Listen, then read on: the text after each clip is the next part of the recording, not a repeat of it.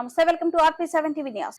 కొండూరు మండలం చిన్న నందిగామ గ్రామానికి చెందిన వైఎస్ఆర్ కాంగ్రెస్ పార్టీ నాయకులు గురువారం తెలుగుదేశం పార్టీలో చేరారు.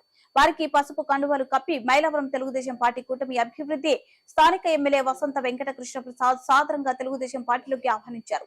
తెలియని పార్టీ సీనియర్ నాయకులు ధనేకుల సాంబశివరావు, మాజీ సర్పంచ్ ఉప్పు నాగమల్లేశ్వరరావు ఆధ్వర్యంలో వారంతా తెలుగుదేశం పార్టీలో చేరారు.